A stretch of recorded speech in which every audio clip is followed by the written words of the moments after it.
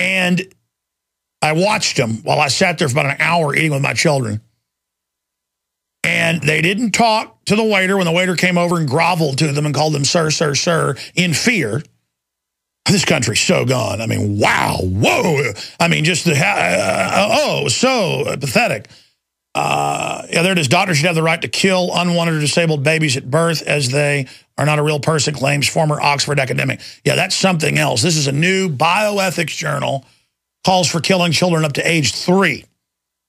Government funded. And again, I'm not even bashing the police. They were in their own world. They're so used to it, they think it's normal. Maybe they think they're royalty. Queen Elizabeth doesn't think it's abnormal for people to fall down before her, and the cops didn't.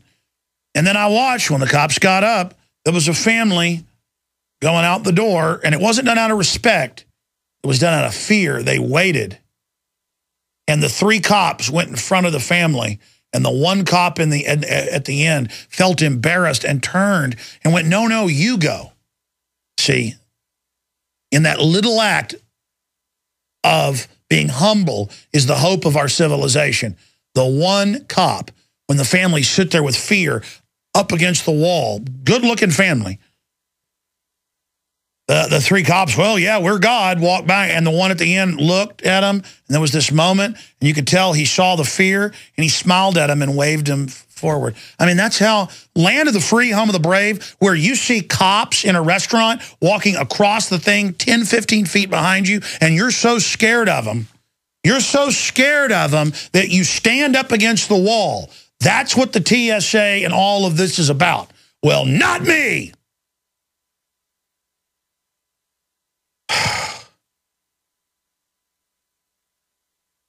If there was some new continent and it didn't even have electricity, I would go there now. If it was promised that the globalists wouldn't invade it, wouldn't be messed with it, if I had to go hand dig wells and I had to go live in the middle of the desert, I would leave. I will tell you now. But here's the deal. There is nowhere to go, nowhere to run. And let me tell you, you want to know why we've gotten to this point? You got to look in the mirror. Here's the toll-free number to join us. Going to give the number out now. First-time callers, 800-259-9231, 800-259-9231, and we will get you up and on the air. 800-259-9231.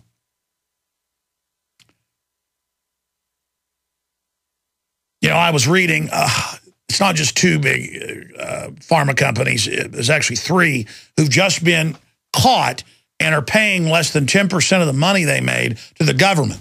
So it's really a license to kill for knowingly killing people with vaccines they knew were going to kill them, and they knew actually gave them the measles and other pathogens, where big companies knew drugs were killing people and put it on the market. They know. You see, instead of saying, oh, don't give it to a pregnant woman, as they've done for 60, 70 years with vaccines, knowing it causes an autoimmune response and can either brain damage the children or cause a miscarriage. Instead, they just 3.5 years ago started saying pregnant women especially, no danger, and had it taken off the insert. I mean, wow, man. I mean, that is cold-blooded. When you got a happy 6-month pregnant woman and the dad's excited and they're buying, you know, stuff, getting the crib ready, and then you have a horrible miscarriage, and these people just lick it up like a dog eating vomit. My guts are torn out by this because I understand, ladies and gentlemen, they are hurting innocents everywhere. There are hospital beds of soft-killed children, paralyzed, in horrible pain, with bed sores all over them, just later to be given hospice and to be killed. That's what India does, because they're so poor, because the UN came and gave them the vaccine last year. Of the 47+ thousand, thousands and thousands and thousands have died. Thousands more are dying. And they're over there right now. Nobody's helping them. They're in open air with bugs crawling on them. If they haven't been euthanized yet, if they can hold on, if they haven't been given opium yet till they die at the hospice. And it's just funny to America. America, the average American listening probably thinks this is cute. I've talked to them. It's fun. It's neat. Well, it's all going to happen to us. You need to understand that. And I shake with the judgment this country's coming under. Even if you're a nihilist and don't believe in God, you need to know when you let this type of stuff go on, it's going to come back on you. And they've announced the new executive order, as I told you years ago, because they'd already had other executive orders, and I could see the federal regulations, that they're going to be able to take over all communications, radio, TV, internet, cell phones, and that they're going to start testing it more and more with government announcements. In fact, it's already begun. And they say it's a selective kill switch. They're already testing it. It's just armored pillboxes, hundreds of millions of rounds, hollow points for us, checkpoints, SWAT teams everywhere, taking our money and arming to the teeth against us, drones, armored vehicles, tanks, citizen spy forces, the cable man, the telephone person, the maid service. Everyone is trained to spy on you. When you go rent a car, they ask you 20 questions, literally more than 20, spying on you. Hotels, everybody's a secret agent. Everybody knows how to watch each other, but the crook foreign banks that took over. Nobody's watching the government. Oh, it's totally secret behind national security. See, things are backwards. Government's supposed to be transparent, and then we're supposed to be secret because we're individuals, and we don't have the power of the mega state. So we're supposed to have the secrecy. They're supposed to have none of it.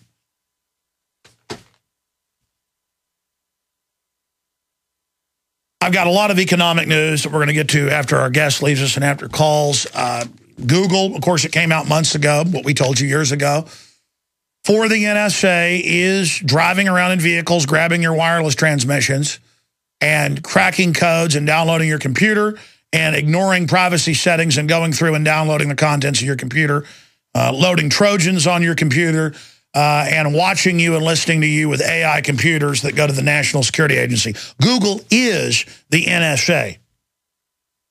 And that's the Daily Mail. Google fined $25.5 million for ignoring customer privacy settings, the largest penalty ever imposed by U.S. Federal Trade Commission. That'd be like if I got caught robbing a bank for $20 million and the police pull up and I go out and give them $5,000. That's about the equivalent. But the average person hears that, I think, oh, well, that's a lot of money. What's Google's stock worth? 500 and something billion? I mean, I forget last time I checked. Oh, GlaxoSmithKline killed tens of thousands of people knowingly?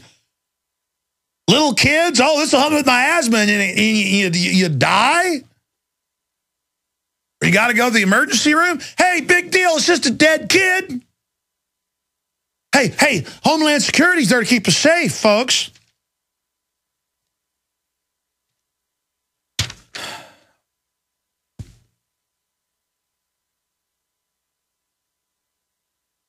We're going to be going over all that today. We've got a lot of other important news as well. We've also got a strange mystery that I'm going to cover in the third hour briefly if something bad doesn't happen to the Admiral, as they say. But I want the crew to remind me to cover that. There are tombstones falling on children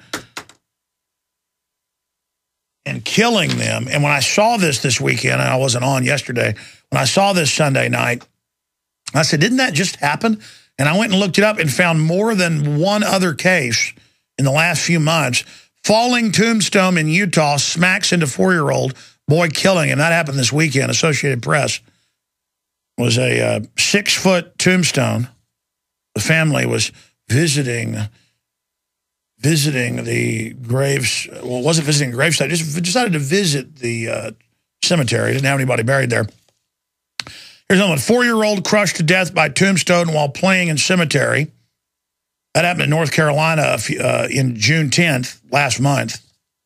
I'm going to say a cult needs to be investigated, connections between these two groups of people, and because statistically that's what this is.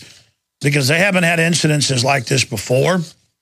And in 1 month, it happens to small children in the U.S., at cemeteries, to small children. I think this stinks. But, you know, that's called being a conspiracy theorist. If you actually know when something is so implausible, what is plausible? I know. I know what's plausible. My gut tells me what this is. You know what's wrong with having a gut like mine? It's never wrong. The only problem is I don't follow my gut. And a lot of you got a good gut. It's called your spirit. Call it our gut. You don't follow yours either. What's your gut tell you about this government? Just a bunch of out-of-control idiots? No. They're premeditated death. Your gut tells you danger. Will Robinson, danger. We'll be right back with your phone call. Stay with us. I'm going to belabor this because I want to go to your phone calls. But Ernest Borgnine was a listener of this radio show, but did not want to come on the show. And it was about 5 years ago I talked to Ernest Borgnine.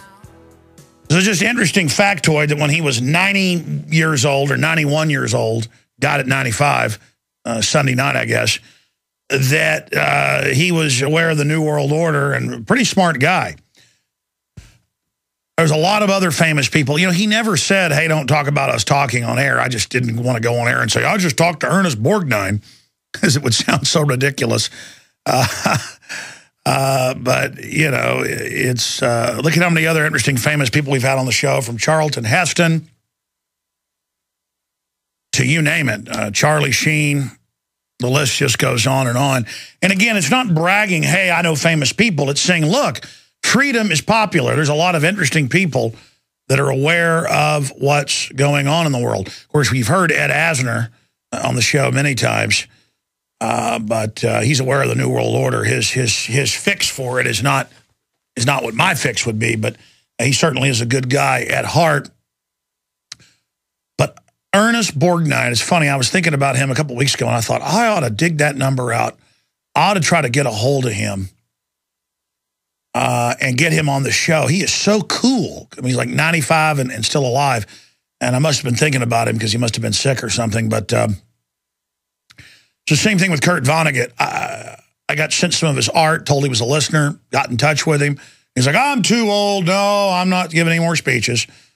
I'm going to give one more speech and I'm done. And he gave one more speech at university and was dead a year later. But that would have been cool. Harry Dean Stanton, I've gotten to know him.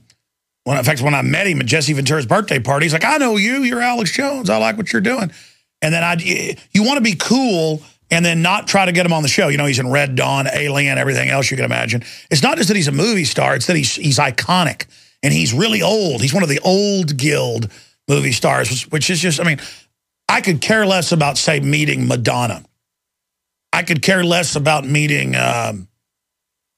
Justin Timberlake and I'm not even saying he's not a good actor. I saw him in some movie called Out of Time that I thought was pretty good.